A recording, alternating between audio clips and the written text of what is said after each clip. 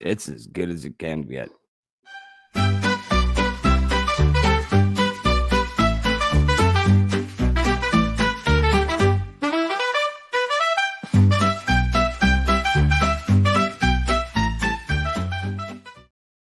Nothing gets you pumped up like some good tunes, huh, Bradie? That's not the intro. Oh, well, we were going to fix it in post anyways, but thanks for ruining it. No, dude. Chris. No, we got to play the real intro just because we have to have structure, sir. 35 seconds. We'll be right back.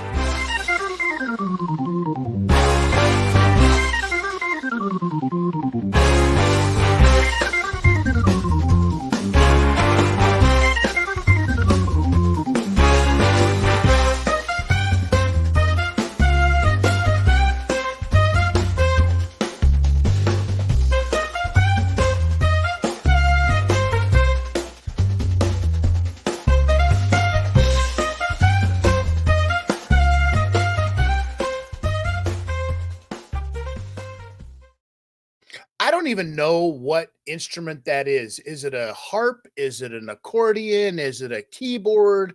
What is making those noises and that wonderful music? It doesn't matter because we're back again for another episode of Live Audio Wrestling The Law.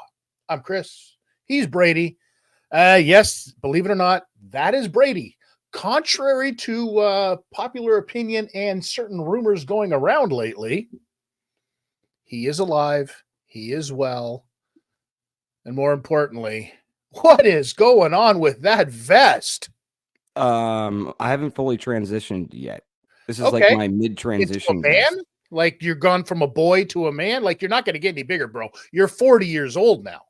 I'm going to drop some news in the next few weeks that's going to blow everybody's mind. I hope nobody steals my spot before I do. But it was a pipe organ at the beginning. That's a pipe organ.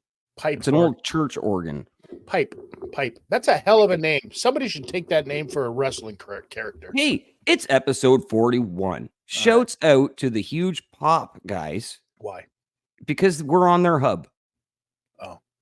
We're on their hub. And we haven't mentioned it at all that this episode and the previous episode and the episode before that has been on the Huge Pop hub. Well, I don't know what the fuck that means, but hub. Yeah. You're welcome for us being there. I used to have a plug hub where I'd go to my plug. There would be a bunch of different plugs, and I'd go to that hub, and it'd be like an airport for drugs. That's not called a plug hub, dude. That's called porn hub. No, it was for drugs, not butt plugs. Shout out to those guys, too. Yeah. Shouts out to Pornhub, where we're still waiting for the check. Tremendous. You and I both. This past weekend, we got to spend some actual face-to-face time a little bit, right? We don't get to do that very often just because people out in public don't really, impress me so much. However, I'd be remiss if I didn't mention the fact that this past weekend, or whenever you're listening to this, there's a group of wrestlers out of the Niagara Falls, Canada region called Neo Spirit Pro Wrestling. They've been around for quite some time, took a hiatus off, came back. My very first match in 2003 was for Neo in Niagara. Amazing. Well, and just to give you a little bit of a background, Neo was this group of kids. Okay. Neo was this group of kids inside of the wrestling industry that started their own thing, trained, right? It wasn't like it was a bunch of backyarders and, trying to be tough guys to other people or anything like that. They were just doing their own thing, right? Running this product that was very good, selling out the houses that they were running, and giving a lot of young guys a very, very good opportunity to get in front of people. The problem that they had was everybody was Bradie size, pretty much, right? Not all of I was the smallest, I think, that ever worked for Neo outside of a couple of the little people, but they weren't much bigger than me. Yes, you're right. Exactly. So credibility wasn't necessarily a thing. And they needed a big, huge, scary looking monster. And believe it or not, at one time, this pretty face wasn't always this pretty. And I was a pretty intimidating individual, apparently. And so they brought me in. And that was kind of like my first foray. My first foray with Neo Spirit was, kidnapping a dude's daughter. Yep, you heard that right. This is how we brought me into a wrestling promotion, was one of their big baby faces. I kidnapped his daughter. I also did things like hang a man. I fought a mentally challenged person, apparently, because he came from an insane asylum. I'm talking about Crazy Steve, who's perfectly normal human being. Love him to death. One of the most normal human beings I've ever met in my life, to be honest. Just, completely blind. Uh, Mhm. and we did a lot of crazy, crazy stuff. There's no doubt about it with Neo. The person who ran it was a gentleman by the name of Tiberius King, JT Playa, or his, real name, Jesse Scott. You might Yeah. later on in life, Jesse Scott ended up coming down with a very, very bad case of cancer in his stomach area. Jesse didn't make it out of this fight, as most don't inside of the world of fighting cancer and fighting for your life. And once it's taken over one of your organs like that, it's a tough one. Mhm. Goes down as probably being one of the most real human beings on the side of nice that you could ever meet. Because there's a lot of real human beings out there that are just horrible human beings, but at least they keep it real. Jesse was one of the most passionate, caring, and understanding human beings that you will ever meet in your entire existence. And his love for wrestling was only surpassed by his love for his family and his friends. Jesse was a guy who would constantly put others before him. You would see many, many times where he was putting somebody else on a show before himself. I can tell you one specific story right now, Bradie. Get this. We're backstage at a Neo show. Okay. And we're sitting backstage, and you know how most independent shows, they'll have like the pre-show meeting. Okay. Yeah. Thank you so much to everybody for coming out. Thank you. I hope we have a really good show. This is the rundown of the matches.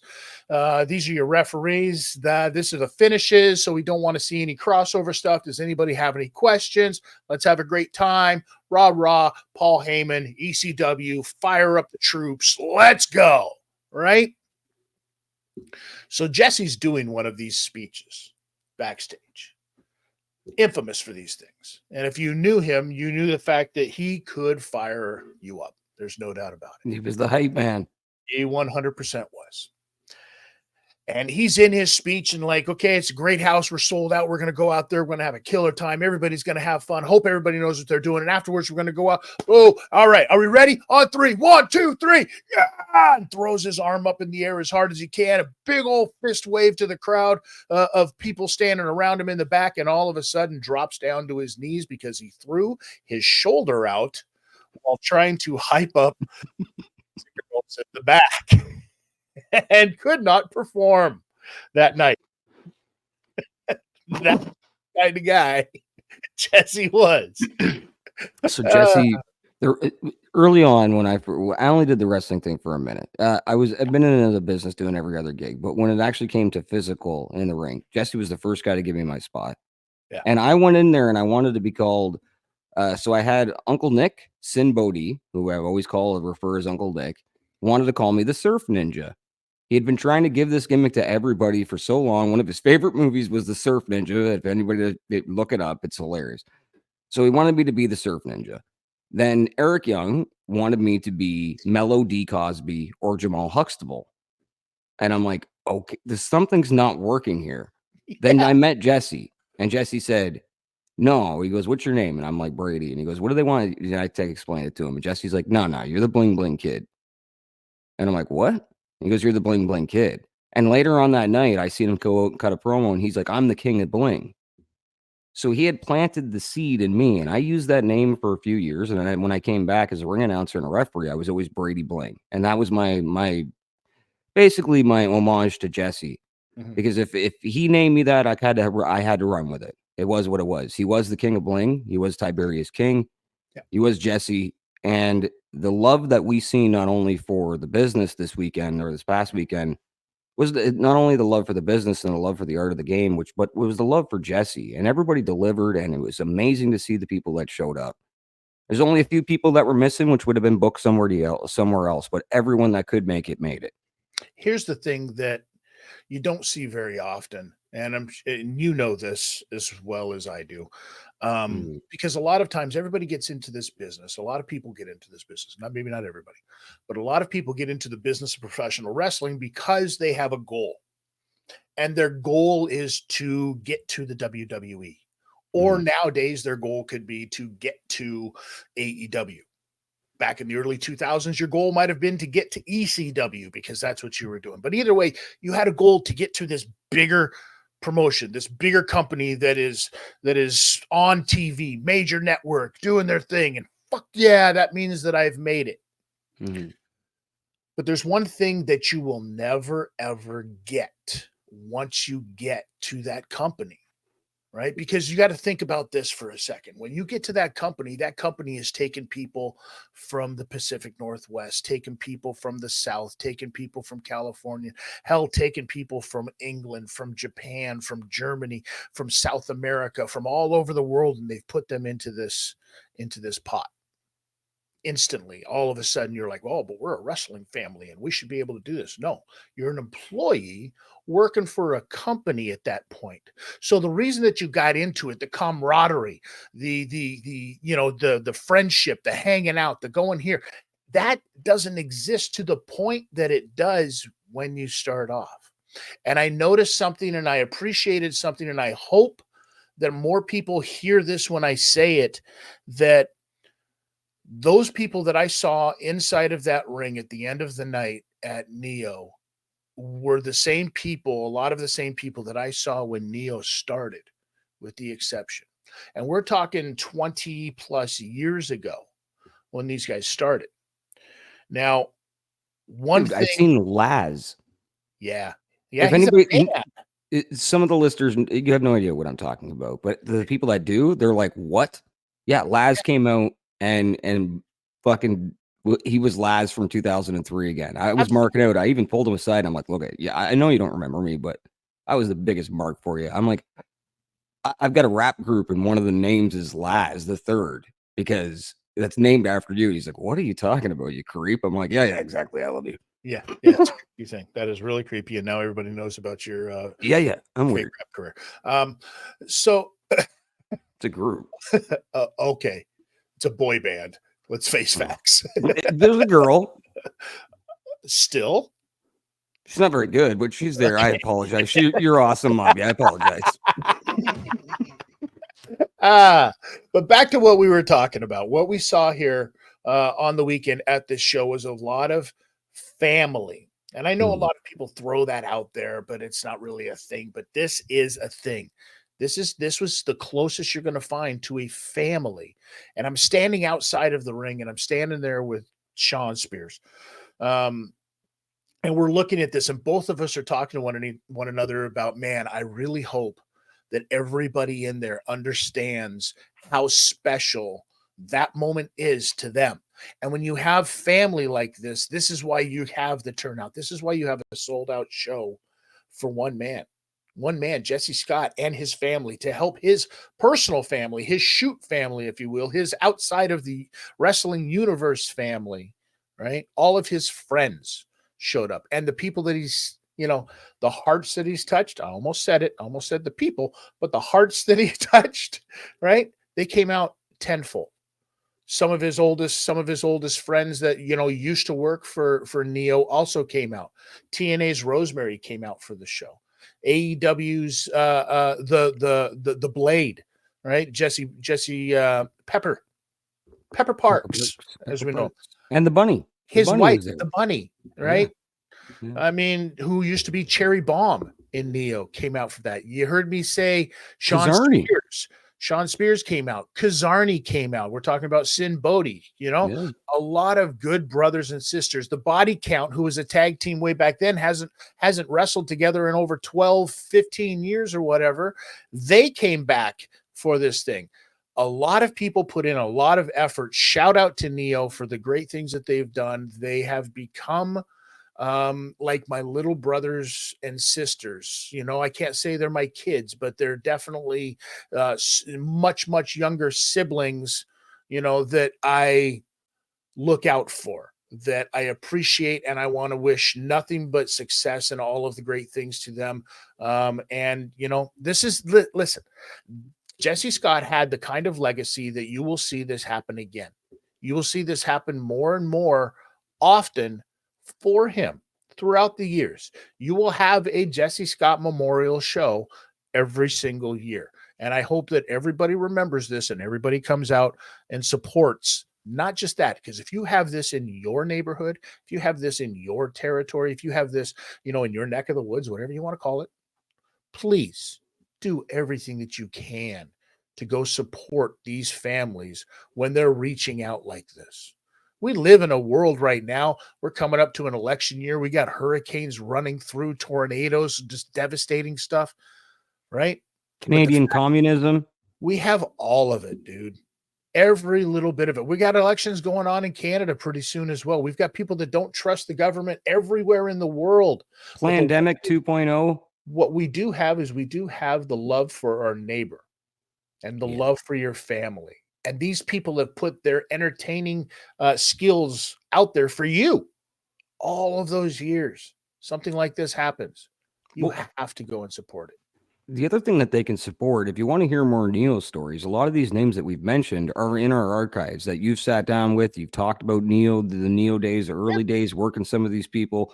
But it realistically, if you're in the Buffalo area or you're in the Niagara area, people come from Buffalo. They come from all over for a Neo show. But get your tickets to the next one, because it's some of them consistently since the promotion started. It's been the hot thing around. That's been consistent. Yep. I also mentioned Crazy Steve earlier on. He was at the show as well. And I want to do a special shout out before we wrap this segment up here, Bradie, is I want to do a shout out to Vince Valor. I know that we didn't talk about this, that I was even going to mention him or anything like that, but it really just pops into my head because I've been thinking about the guy. And this was literally Jesse Scott's last student, his last graduate, the last person to be trained by Jesse. And you could see for the longest time since Jesse had gotten sick, Vince wore his emotions on his sleeve, 100%. But there's one thing, for all of the love and admiration that man has for his trainers, for his friends, for his family, Vince Valor is the epitome of a professional inside of the wrestling business. You'll never meet a guy, right, who is more passionate, but also more calm at the same time. You could see that this stuff weighs heavy on him, and he went out there like a professional and performed so well, coming off of an injury where he just had to have shoulder surgery as well. Listen, Jesse's done a great job at leaving one hell of a legacy with a lot of very, very good individuals. Some have gone on to do great things. Hopefully some in the future will change their ways and do great things again. But everybody needs to know that there's a Jesse Scott in their area. Find them, support them, and you won't be sad. You won't be mad. You'll enjoy the hell out of it. Now, looky here.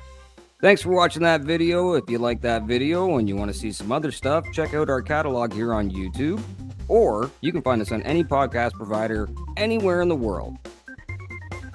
Yep. SportCards.com, the best in Canada. NHL, NBA, NFL, MLB, Pokemon, UFC, WWE. TotalSportCards.com, the hobby's best friends. That's TotalSportCards.com.